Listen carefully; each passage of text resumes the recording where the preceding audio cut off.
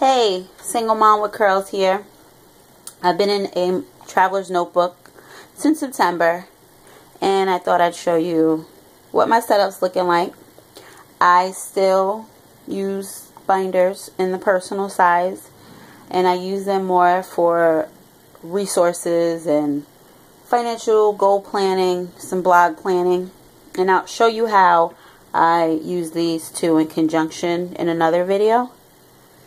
Right now I'm in a natural colored Fauxdori Traveler's Notebook. I bought it from Zanook Leathers on Etsy. I'll provide a link in the description box. It is Cahier, moleskin Cahier size. I do not like when there's no room and you end up with notebooks hanging out. I'm very particular in that manner. There's sufficient space at the top too, so papers like this don't hang out too badly. He also, his leather work's amazing. He does, you see the notches? Little things like this. I've tried a couple other who are making them, and it was just not the same. I didn't know how much I love this notebook until I compared them to others. This is also a custom job. He went ahead and added some pockets for me, but you see, like, you can't even tell. See if I get close enough for you to see, but you can't tell that that's two pieces of leather. Yeah, he does really good work. And there's a pocket here, which is like a flap. Funny enough, I don't use the pockets much. Anywho, I have 3 notebooks and an insert folder style wrapped around each notebook. So the first insert is the 6-pocket credit card. So there's 6 on this side and then 6 on this side. They are relatively roomy. For example, I have 3 different theater cards here, and they all fit, and they come out very easily. I don't really use this as a wallet. I use one of those cell phone cases that have card slots also. So that works perfectly because I can just grab that and go, or throw it in a pocketbook and go, and not have to worry about juggling too much if I don't really want to. The second folder is one that I got from an Etsy shop, and I can't remember the name right off the top of my head. I'll link it in the description box though. And so this is a gusseted pocket, I think is what you call it, as you can see there. And I put coupons in there. And when I'm going shopping, before I get to the store, I kind of take out what I could be using, and that's it. I don't have to carry this if I don't want to. And we have this one on the other side. I don't have anything in it at the time. And then there's 2 of these secretary pockets. And these are my meal planning flags. And then my third one is the zip pocket. So I put some doodads in there, as you can see. And then on this side is my market dots, and I have all the colors, so that's 8 there. And then this, so that's a total of 9, and there's no problem with it fitting.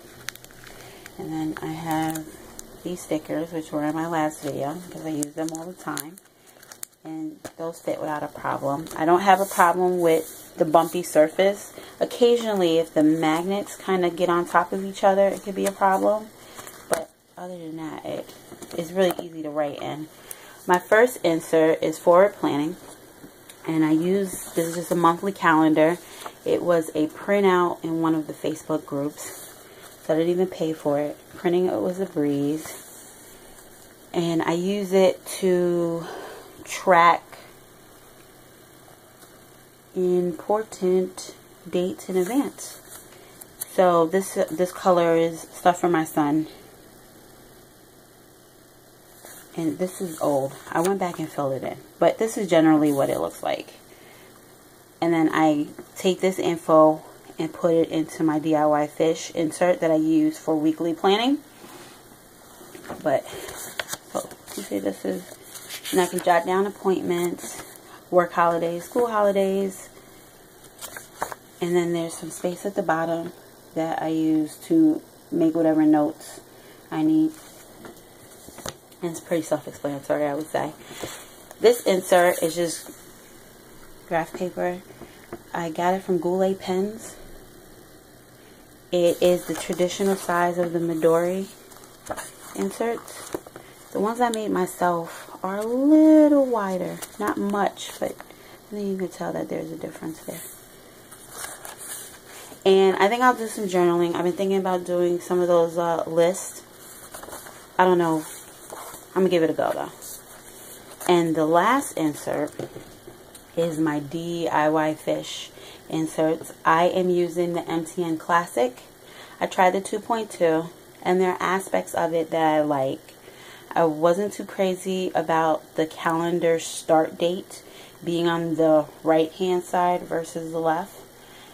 And I don't like the weekly setup. And it's not the columns that bother me. I don't really even know what bothers me. I tried to use it and it didn't work. So I'm using the MTN Classic with tip-ins, which works perfectly for me. And for those who don't know what a tip-in is, when you take a sheet of paper that is not in the booklet and with tape, you stick it in. So I use two pieces of washi tape. And this is relatively secure. I'd have to do lots of stuff to get that out. So I tipped in the monthly chart, and then I tipped in a weekly chart. So this is what my week looks like every week. And because of the tip-in, I get an additional note page in between each week. So I do not lack space. At the beginning of the MTN Classic Notebook, Fish was so kind as to include some checklists. And so I just printed out a couple additional pages, and I stuck some in the front, and then I stuck a few in the middle. See if I can show you. And so I have random, see, checklists sporadically throughout, because I like checklists. So I use this one for what you guys are calling brain dumping. And I'll just list tasks that I want to get to at some point in time, but there is no necessary due date. And that's what I use the front for. I might use this first page as an index. I don't need it as of yet, but it may come a time when I do need it. Before every month is a to-do sheet, which works very well, and I'll show you how in a minute. So for September is when I first started using this, and I started using this in conjunction with a challenge that I started with a friend called Shenanigans. And we were going to do a different task every week, which I notated here. This is my month spread. I include appointments, holidays, things to remember for work that are time specific, bill payment days, the flag still notate pay periods. I put the night that my garbage has to hit the curb, first day of school, and then here I also notate things like Box Trolls hit the cinemas on the 26th, and my son wanted to see it, so I wanted to make sure that I put that down. I do that quite a bit. I use this space here to track personal things, the medicine, no planner spend. My son is acclimating to school life, and he's had some behavior issues, and so I chart it for my own knowledge. It helps me to kind of pinpoint if the behavior is because he went to bed late, he's not been eating well, or whatever else kind of falls under that. And it also shows me how often it's happening and kind of puts things into perspective. He's also on cream, and I need to make sure that he was doing it, and sometimes you think you did when you didn't, so it helps me to kind of start to color in the bubble. I use the space down below. I had planned on using this for things that I must get done. I changed my mind on both of these tasks last minute. And I put my bills here. Under the blue sticky note is the amount. I color in the little box when it's complete. The A means that it's automatically withdrawn from my account. I don't need to do anything. And then I'll show you how it looked for the first week. So the first week, I used the top for specific tasks for me, and then I used the middle to write things that I wanted to do, was thinking about doing, and then I used the weekly chart for tasks that are repetitive. And because I was in, like I said, that planner challenge, each week was a different prompt. So this week,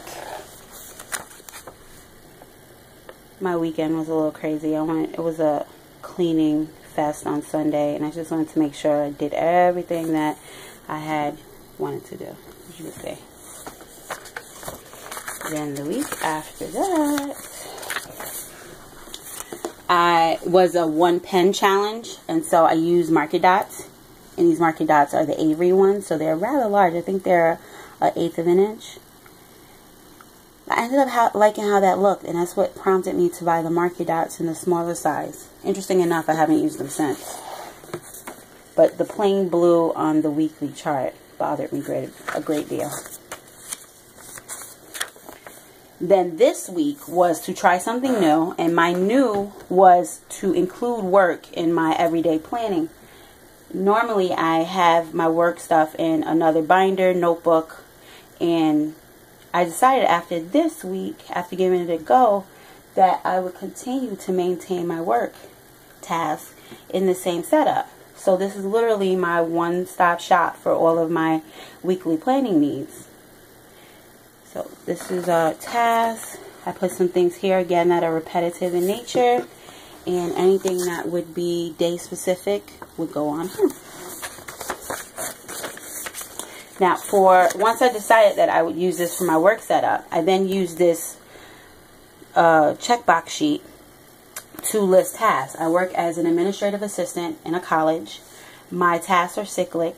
I do the same thing around the same point for every semester.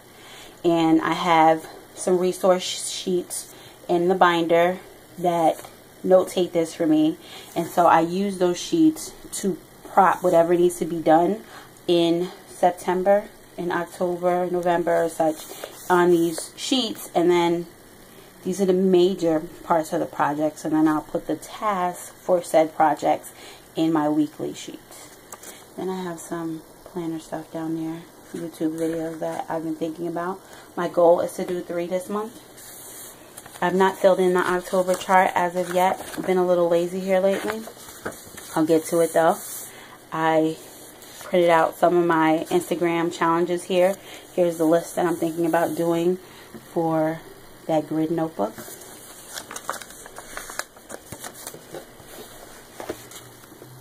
I am capturing the same things on my monthly spread for October. Same kinds of things for this weekly chart, this monthly chart. I've incorporated my son's homework. He gets a packet per month and due at the end of the month, hence the little square there. And instead of him doing a sheet per day, I have him do several in one day, so that way he only does homework maybe twice a week. So that is noted with the arrow. So he did homework on the 1st for all the way for the 3rd. And I'll be doing that for the rest of the month. Same thing here, my bills. And so this is what a weekly spread looks like with me incorporating work. So I have my tasks here that are personal in nature. This is a work task, but it was something that needed to be done on that particular day. These are just tasks that need to be accomplished this week. I do a bullets journaling style. Some of these things probably should have been checked off and I never got around to it. I am using this again for repeated tasks. And then because I get this additional sheet, I decided to use it for my blog, YouTube stuff. And I am able to, well, it's just some things I want to get done. And because it's on this sheet, it's in between the 2 pages, and it's seen by both weeks without me having to do anything to see it. And that way, what I didn't get finished last week, I can get finished this week without having to rewrite anything. And it just continues on that way all the way to December. I haven't done the tip-ins for like November, December, but I will because I prefer it that way. At the end of the book, because of the additional task sheets that I added, I have some of those lists as planner people like to maintain. Wish lists, reading lists, and this is a list for what I want to have read way before December. So I can add here and continue on here. Here's some notes on some series that I saw on a YouTube video. So I'll look those up and see if I find them interesting.